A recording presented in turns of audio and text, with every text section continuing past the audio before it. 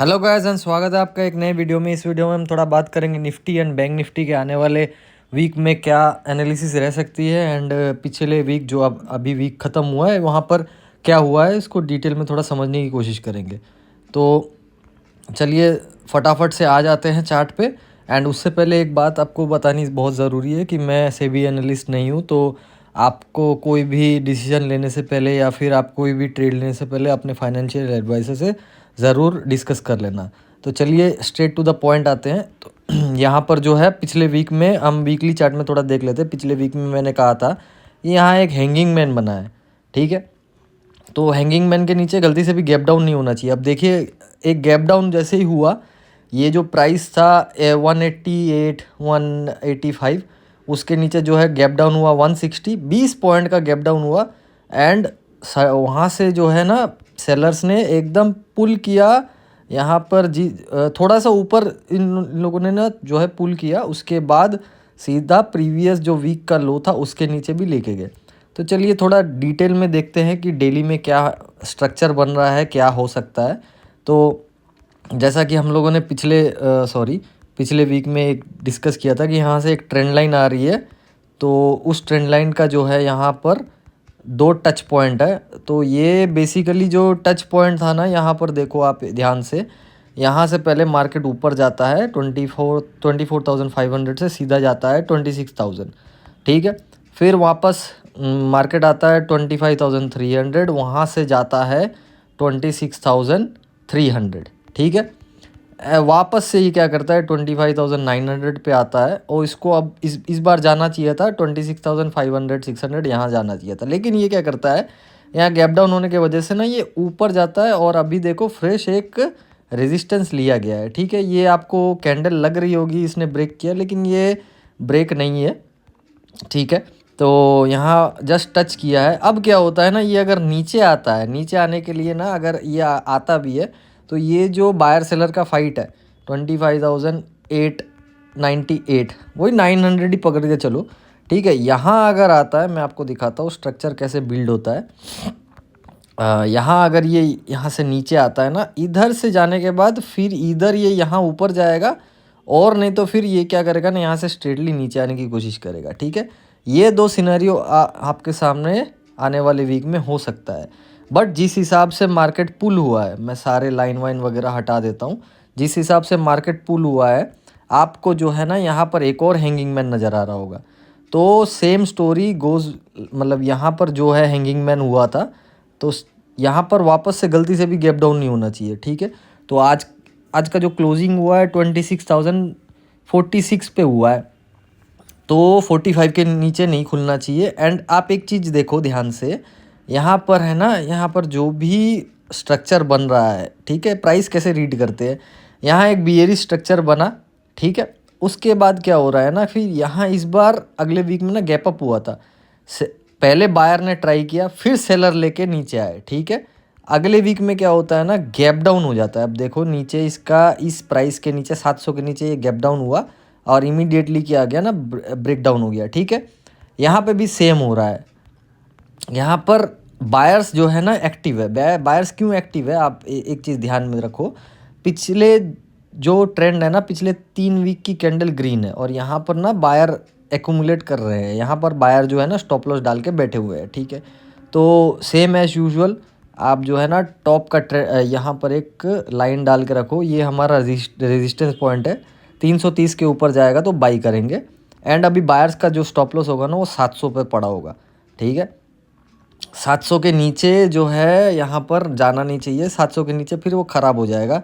और 700 पे ना एक इसने बहुत अच्छा सपोर्ट भी लिया था, यहाँ यहाँ जो है ना, यहाँ पर एक गैप अप हुआ था।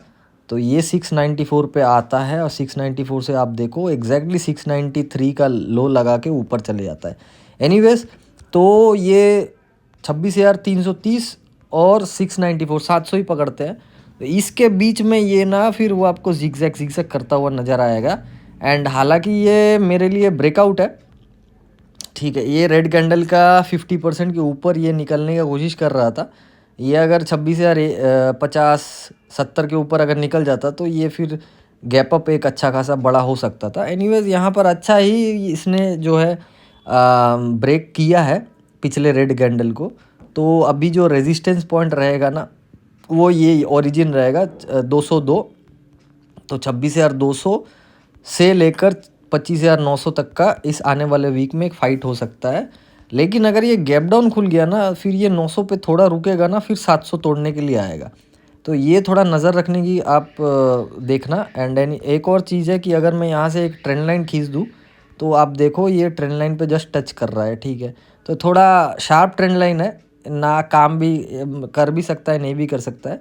तो सिंपल एंड क्लीन रखेंगे कि ये स्ट्रक्चर जो है वीकली में फिर एक और हैंगिंग मैन बना है तो गैप डाउन नहीं होना चाहिए। अगर गैप अप होता है तो ये क्या करेगा ना, फिर ये 200 तोड़ के ना 330 के लिए ट्राई करेगा ज़रूर। ये ऐसा तो ज़रूर दिखेगा कि ये 330 के लिए ट्राई कर रहा है।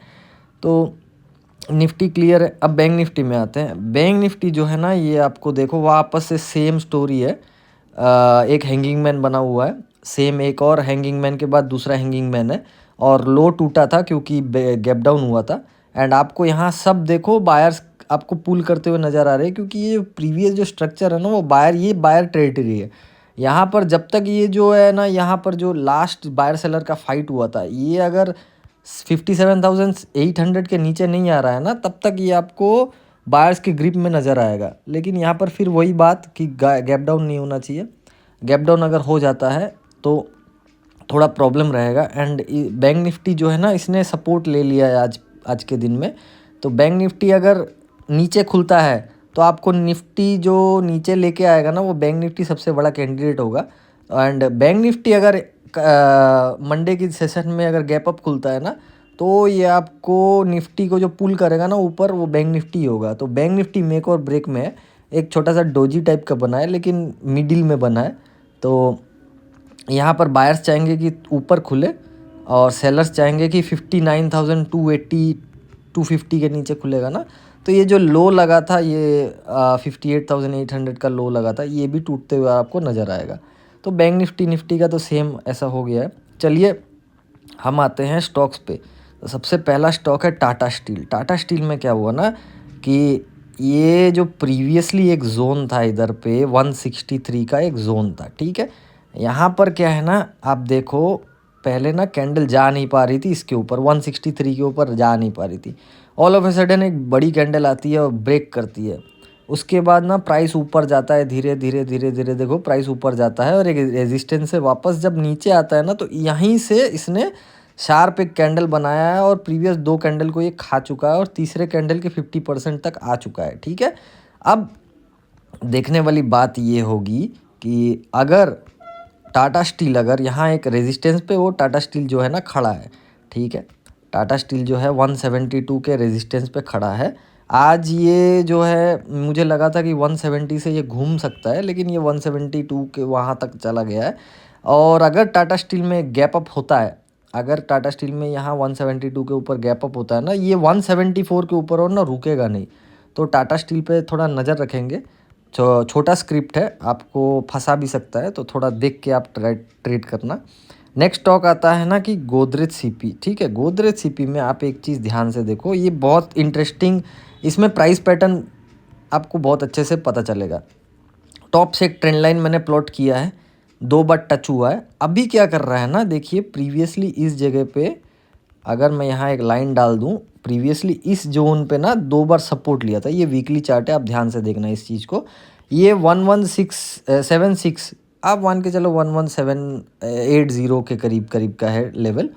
तो यहाँ से एक बार टच करके ऊपर गया काफ़ी अच्छा, दूसरे बार टच करके काफ़ी अच्छा ऊपर गया, तीसरे बार में ना एक बहुत बड़ा कैंडल ने ना ब्रेक कर दिया। देखो ये ब्रेक किया, अब पहली बार इसने टच किया फिर नीचे आ गया है, अब दूसरी बार टच किया वापस से नीचे आ गया। लेकिन यहाँ ना वो अपने आप को होल्ड कर रहा है, ठीक है। जब भी ऐसा फॉर्मेशन बनता है, काफ़ी नैरो रेंज हो गया है 1176 से लेकर आपका 1000 तक, ठीक है।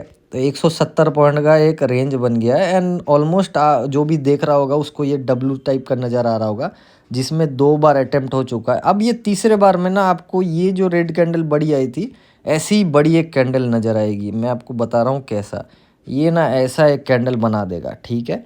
और ये जो ऊपर से ट्रेंड लाइन आ रही है ये भी बहुत पास आ रही है। तो ये अगर ऑल ऑफ ए सडन ऐसा कैंडल बना देता है ना, तो मुझे लगता है गोदरेज सीपी आने वाले टाइम में आपको एक दिन में ना 3-4-5% मारते हुए नज़र आएगा। एंड अगर हम वीकली से डेली आते हैं ना, तो यहाँ पर जो है अगर मैं ध्यान से देखूँ तो 1180, 1176, 1178 है। 1180 के ऊपर ना ये निकलते हुए आपको नज़र आएगा। एंड ये आज काफ़ी अच्छा अपने आप को डोजी बना के होल्ड किया है। ये अगर 1160 के ऊपर निकलना स्टार्ट करता है तो आपको ये चेकआउट करने का मतलब देखना चाहिए, ठीक है। एंड ये 1230, 1240 के ऊपर ना स्ट्रॉन्ग एक ब्रेकआउट होगा वीकली में। चलिए नेक्स्ट स्टॉक पे आते हैं, ये है LTIM, ठीक है। LTIM में क्या हो रहा है ना, अगर मैं आपको वीकली में एक स्ट्रक्चर दिखाऊं तो ये एक 6100 से लेकर 6400 तक का ना, आप डेली में आप एक चीज़ देखो, यहाँ एक गैप है, ठीक है। अगर मैं पीछे आता हूँ ना तो यहाँ एक गैप है। ये जो गैप जो है ना, ये इसको रेजिस्टेंस प्रोवाइड करेगा। गैप अगर ऊपर है तो रेजिस्टेंस होगा, गैप नीचे है तो सपोर्ट होगा, ठीक है। सो यहाँ क्या है ना, एक छोटा सा रेंज बना है 6400 से लेकर 6124, मान के चलो 6100 ही है, ठीक है। तो यहाँ इधर जो स्ट्रक्चर यहाँ बन रहा है ना, इधर ये M बन जाएगा, या तो फिर जो है ना आपको, एक मिनट, या तो फिर ये अगर थोड़ा बहुत गैप अप हुआ ना, क्योंकि अगर वीकली में हम देखेंगे ना तो ये एक हैंगिंग मैन है। ऑलमोस्ट कितना 4 कैंडल के बाद ना, 4 ग्रीन कैंडल के बाद एक छोटा हैंगिंग मैन बना है, और ये लेकिन इनसाइड कैंडल भी है, मेरे लिए हैंगिंग मैन है। तो ये अगर गलती से भी थोड़ा बहुत गैप डाउन हुआ ना तो ये M बना देगा, फिर 6120, 6100 तक के लिए आएगा। लेकिन अगर ये गैप अप खुल गया तो इसने बहुत अच्छा सपोर्ट लिया है, ये आपको एक दिन में ना बहुत बड़ा कैंडल बनाते हुए नज़र आएगा, ठीक है। तो इसको भी वॉच आउट करना आप LTIM को। तो मेरे लिए LTIM, गोदरेज CP, ये दोनों बहुत अच्छे कैंडिडेट है आने वाले वीक में ट्रेड करने लायक। एंड आने वाले वीक के लिए आपको गुड लक।